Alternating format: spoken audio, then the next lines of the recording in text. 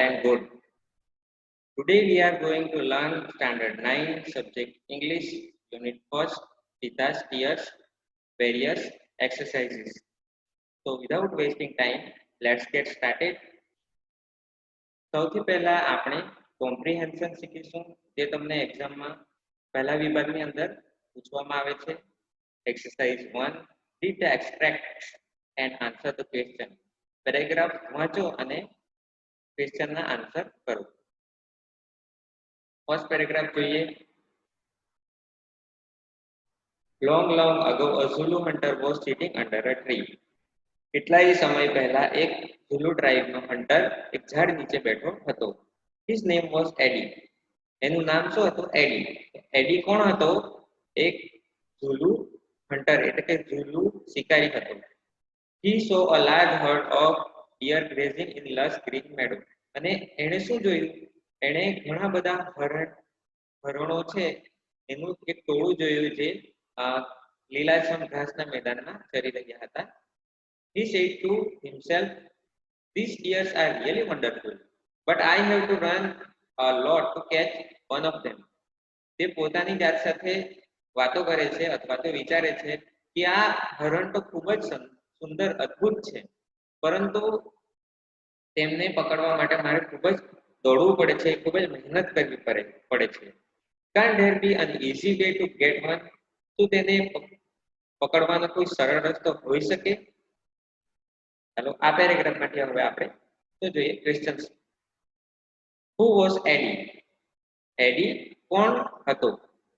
એડી કોણ હતો? Yes, Eddie was a Zulu hunter. કેવી રીતે ક્વેશ્ચનનો આન્સર અપાશે?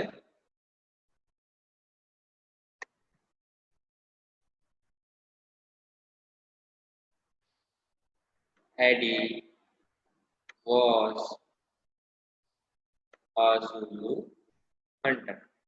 જોઈએ છે ને, Eddie was a Zulu hunter. Okay, next question જોઈએ.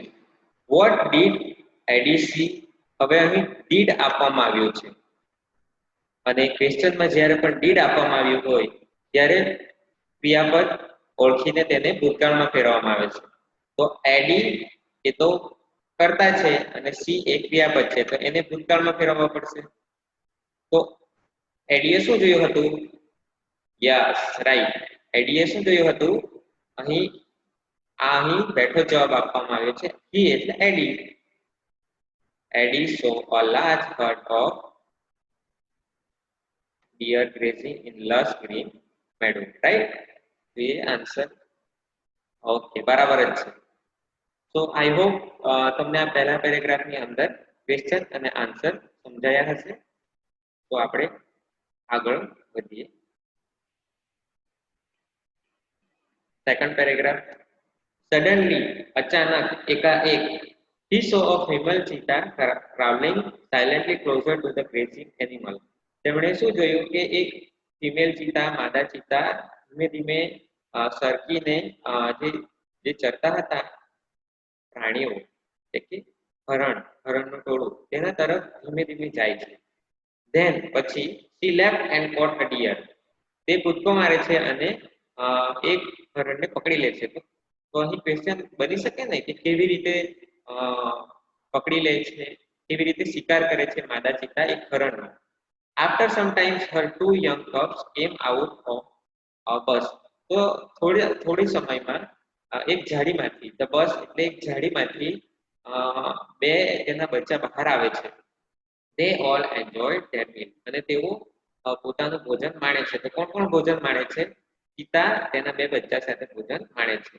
તો ચાલો ક્વેશ્ચન્સ જોઈએ. ક્વેશ્ચન શું છે? How did a female cheetah catch a deer?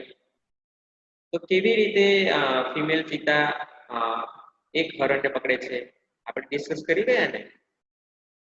તો અહીં ક્વેશ્ચનની અંદર આપણે જોઈએ તો ફરીથી ડીડ આપવામાં આવ્યું છે એટલે એનું જે ક્રિયાપદ રહેશે એ શામાં ફેરવાશે? ભૂતકાળમાં ફેરવાશે. તો આનો જવાબ કેવી રીતે બનશે? ક્યાંથી મળશે? અહીંથી મળશે.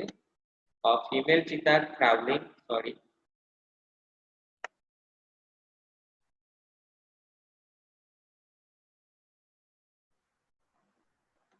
female cheetah traveling silently closer to the grazing animals, and then she leapt and caught a deer. તો અહીં કેચ આપવામાં આવ્યું છે ને એનું શું ભૂતકાળ થઈ ગયું? caught. ચાલો જોઈએ answer. Yes, answer is right. તમે જોઈ શકો છો ફિમેલ ચીતા ટ્રાવલ્ડ. અહીં આઈએનજી છે એનું, કારણ કે અહીં ડીડ આપ્યું છે એટલે અહીં આનું પણ ભૂતકાળ થઈ જશે. Silently closer to the grazing animals, then છે ને then, and then she left and caught a deer. Next question જોઈએ. with whom did the cheetah enjoy the meal? અહીં પણ ડીડ આપવામાં આવ્યું છે અને ક્વેશ્ચન શું છે કે કોની સાથે ફિમેલ ચિત્તાએ પોતાનું ભોજન માણ્યું? કોની સાથે? ઝાડીમાંથી કોણ બહાર આવ્યું હતું? Yes, two young cubs. તો આન્સર કેવી રીતે બનશે? ધ ચિત્તા, અહીં ડીડ છે એટલે એન્જોય નું શું થઈ જશે? Enjoyed the meal. The cheetah enjoyed, sorry, the cheetah enjoyed કોનું મીલ હતું? એમનું ભોજન હતું. Her meal with her two young cubs. જોઈએ answer. The cheetah enjoyed her meal with her two cubs. Right answer. So આગળ વધીએ. Third paragraph. Eddie's eyes brightened. એડીની આંખોમાં ચમક આવી જાય છે. They sparkled with an idea. અને ચમક શાના કારણે આવે છે? કારણ કે એની યુક્તિ સુધી છે. He envied the cubs. Envied means ઈર્ષા થાય છે. તેને તે બચ્ચાઓની ઈર્ષા થાય છે. Can I be lucky as this beautiful cubs? હું શું આ સુંદર બચ્ચાની જેમ નસીબદાર હોઈ શકું? કેમ નસીબદાર હોઈ શકું તે જોઈએ. They got their food without any effort. તેઓ કોઈ પણ જાતની મહેનત કર્યા વગર પોતાનું ભોજન મેળવે છે. કેવી રીતે મેળવે છે? Can I have a hunter like their mother? He thought. તે શું વિચારે છે કે મારી પાસે પણ તે બચ્ચા પાસે જેવી રીતે એમની માતા શિકાર કરી લાવે છે, તો મારી પાસે પણ કોઈ એવું હોય કે જે મારા માટે શિકાર કરી લાવે, એવું તે વિચારે છે. He decided to catch a young cub and train it to hunt for him. તે નિર્ણય લે છે કે તે એક ચિત્તાના એક બચ્ચાને ચોરશે અને તેને પોતાના માટે શિકારી બનાવશે અને તેની તાલીમ આપશે. Then I shall only say. ત્યાર પછી મારે એટલું જ કહેવાનું રહેશે. Oh my dear, ઓ મારા પ્રિય, go and kill a deer for me. જા અને મારા માટે એક હરણ મારી લાવ, એટલે શિકાર કરીને લાવ. My life will be very comfortable then. He was quite pleased with his own idea. પછી મારું જીવન તો ખૂબ જ આરામદાયક થઈ જશે અને એવું વિચારીને તે પોતાની આ યુક્તિથી આનંદિત થઈ જાય છે, ખુશ થઈ જાય છે. ચાલો આને ક્વેશ્ચન્સ જોઈએ. શું ક્વેશ્ચન છે? What did Eddie envy the cubs? તો શાની ઈર્ષા થાય છે? શાની થાય છે? આપણે ક્વેશ્ચન્સનો આન્સર આપવાનો છે. ક્યાંથી? આ પેરેગ્રાફમાંથી. તો ક્યાં હશે? What did Eddie envy the cubs? શાની ઈર્ષા થાય છે? તો અહીં આપણને જવાબ બની શકે ડીડ છે. જો વિદ્યાર્થી મિત્રો ડીડ છે એટલે એનો આન્સર પણ ભૂતકાળ, એટલે આનું જે ક્રિયાપદ છે એને ભૂતકાળમાં ફેરવવું પડશે. તો એડી એન્વીડ થઈ જશે. તો he envied. તો એડી envied આપ્યું છે the cubs because તે બચ્ચા હોય છે they got their food without any effort. કેમ ઈર્ષા થાય છે? કારણ કે તે બચ્ચાઓ કોઈ પણ મહેનત વગર પોતાનું ભોજન મેળવી લે છે, એટલા માટે તેને ઈર્ષા થાય છે. જોઈએ Eddie envied the cubs because they got their food without any effort. Right? આગળનો ક્વેશ્ચન જોઈએ. Why did Eddie think of catching a cheetah cub? શા માટે વિચારતો હતો કે એક ચિત્તાના બચ્ચાને ચોરી લે? કારણ કે એને તે ચિત્તાને પકડીને પોતાના માટે શિકારી બનાવવા માંગતો હતો કે જે પોતાના માટે શિકાર કરી લાવે. તો આનો આન્સર કેવી રીતે બનશે? અહીં પણ ડીડ આપવામાં આવ્યું છે. તો Eddie thought of catching cheetah cub so that he trained it to hunt for him. અહીં આન્સર છે train it to hunt for him. એટલે પોતાના માટે તે શિકારી બનાવવા માંગે છે કે જે તેના માટે શિકાર કરી લાવે. જોઈ વિદ્યાર્થી મિત્રો, અહીં ડીડ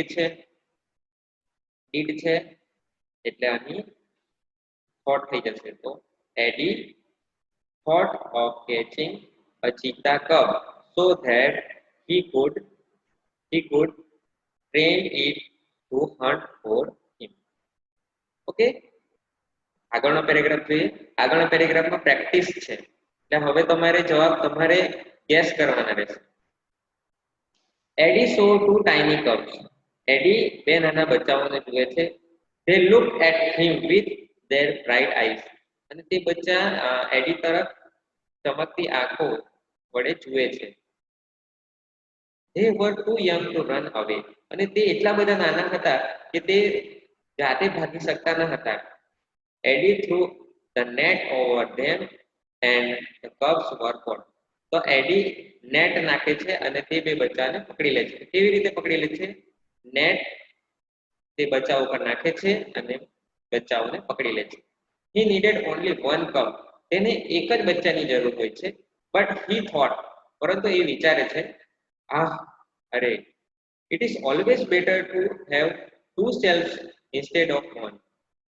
એક ગુલામ હોવા કરતા બે ગુલામ હોવા વધારે સારું, એવું તે વિચારે છે.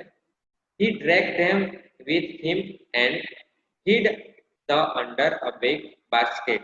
તે drag means ખેંચીને લઈ જાય છે અને તેને એક મોટા ટોપલાની નીચે સંતાડી દે છે. તે બે બચ્ચાને મોટા ટોપલાની નીચે સંતાડી દે છે.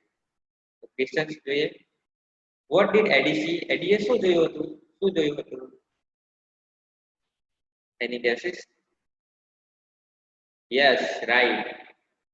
પહેલી લીટી જવાબ છે અને બેઠો જવાબ છે. અહીં ડીડ છે એટલે આ સી નું એટલે ક્રિયાપદનું શું થઈ જશે? સો. એડી સો. શું જોયું? Eddie saw two tiny cubs, right? Yes, Eddie saw two tiny cubs. Answer મળી ગયો. Second question, how did Eddie catch the cheetah cub? કેવી રીતે ચીતાના કપને પકડે છે? એટલે ચીતાના બચ્ચાને કેવી રીતે પકડે છે? આપણે જોયું હતું, નેટ ફેંકે છે અને ચીતાને પકડી લે છે. તો આન્સર ક્યાં છે? એડી થ્રુ ધ નેટ ઓવર ધેમ એટલે કે બે બચ્ચાઓની પાછળ એન્ડ ધ કબ્સ વર કોટ. અહીં ડીડ છે એટલે કેચ ને શું થઈ જશે? કોટ. જોઈએ આન્સર. જોયું? એડી થ્રુ અહીં આપ્યું છે બેઠું. Eddie threw the net over the cubs and caught them. સમજ પડી? એકદમ ઈઝી ક્વેશ્ચન્સ અને આન્સર. આગળનો ક્વેશ્ચન જોઈએ. Why could cubs not run away? બચ્ચાઓ કેમ નહીં દોડી શકતા હતા? કેમ નહીં ભાગી જઈ શકતા હતા? કારણ કે તે નાના હતા. જોઈએ આન્સર. જ્યારે પણ ક્વેશ્ચન વાય થી પૂછવામાં આવે તો એનો આન્સર આપણે બીકોઝ થી આપી શકીએ. તો કેવી રીતે? The cubs could not run away because they were too young. તેઓ ખૂબ જ નાના હતા, જુવાન હતા. ઓકે, બરાબર છે ને? The cubs could not run away. Why હોય તો because થી આન્સર આપવામાં આવે છે. Because they were too young, right? તો વિદ્યાર્થી મિત્રો, આ પેરેગ્રાફ નું હોમવર્ક તમારે કરી લેવાનું છે. આ પેરેગ્રાફના આધારિત ક્વેશ્ચન છે તે તમારે હોમવર્ક કરી લેવાના રહેશે. આનો તમે સ્ક્રીનશોટ પાડી શકો છો અને આ હોમવર્ક તમારે તમારી નોટમાં કરવાનું રહેશે.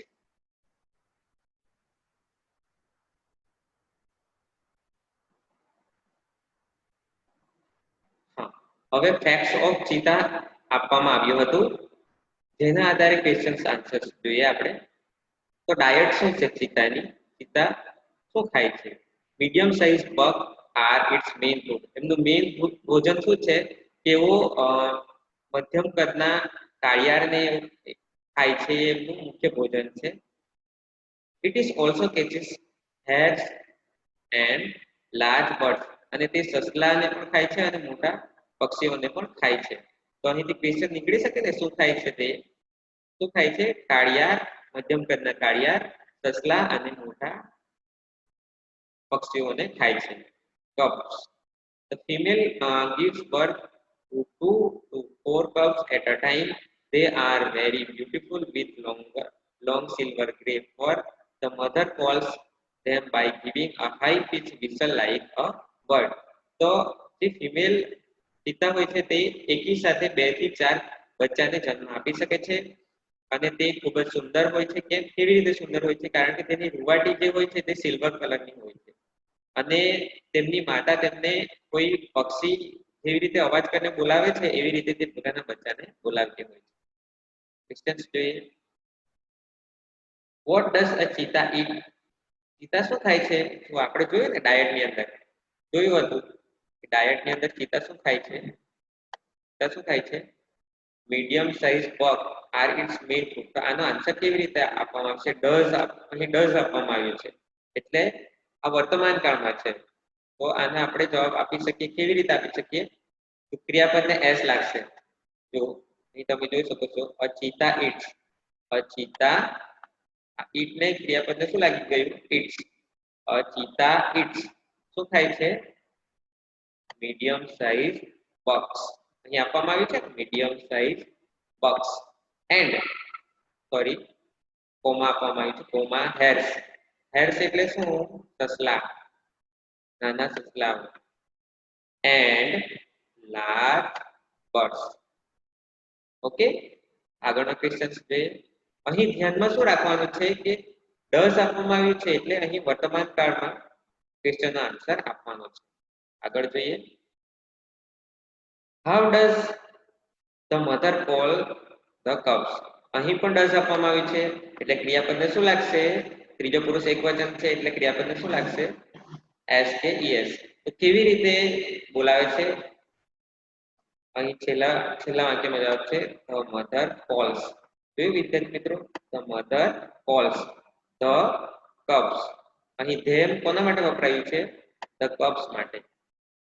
The mother calls them by giving a high-pitched whistle like a bird. તો એ આન્સર છે ને વિદ્યાર્થી મિત્રો? The mother calls the cubs by giving a high-pitched whistle like a bird. તો વિદ્યાર્થી મિત્રો તમે જોઈ શકો છો કે બેઠાના બેઠા ક્વેશ્ચનના આન્સર પેરેગ્રાફમાં આપવામાં આવેલા હોય છે. ફક્ત આપણે કાળને સમજીને ક્વેશ્ચનનો આન્સર આપવાનો હોય છે. તો અહીં કયો કાળ દર્શાવવામાં આવ્યો હતો? વર્તમાન કાળ. એટલે વર્તમાન કાળમાં ત્રીજો પુરુષ એકવચન હોય તો એસ કે ઈએસ લાગે છે. ઓકે, આગળ વધીએ. પ્રેક્ટિસ એટલે કે તમારે જવાબ આપવાના રહેશે વિદ્યાર્થી મિત્રો. તો ચિત્તાની હાઈટ કેટલી હોય છે? 100 સેન્ટીમીટર. વેઇટ 65 કેજીસ એટલે એનું વજન 65 કિલોનું હોય છે. વેઇટ એટ બર્થ એટલે કે જન્મ સમયે એનું વજન 300 ગ્રામ હોય છે. એજ ઓફ મેચ્યોરિટી એટલે કે એનો પરિપક્વતાનો સમય 2 વર્ષનો હોય છે. એટલે કે 2 વર્ષે એવું પરિપક્વ બને છે. આઈડેન્ટિફિકેશન તો એની લાક્ષણિકતાઓ એટલે કે ઓળખાણ શું છે? The cheetah has lighter body. તો ચીતાની બોડી કેવી હોય છે? એકદમ હલકી હોય છે, વજનદાર હોતી નથી. And its legs are longer than the leopards. અને એના પગ દીપડા કરતા લાંબા હોય છે. It has isolated black spots. અને એને આઇસોલેટેડ મીન્સ છૂટા છવાયા નાના નાના ટપકાઓ હોય છે એના શરીર પર. whereas the leopard has clusters of spots. જ્યારે ક્લસ્ટર્સ મીન્સ ઝુમખાઓ. તો દીપડાઓના શરીર પર જે ટપકા હોય છે કાળા કલરના એ ઝુમખાઓમાં હોય છે. એટલે કે ઇન શોર્ટ અહીં દીપડા અને ચીતાની સરખામણી કરવામાં આવી છે. ક્વેશ્ચન્સ જોઈએ પ્રેક્ટિસમાં છે. What is the height of the cheetah? એકદમ ઈઝી ક્વેશ્ચન છે. ચીતાની હાઇટ કેટલી છે? પરંતુ અહીં આપણે આન્સર કેવી રીતે આપવાનો છે તે સમજવાનું છે.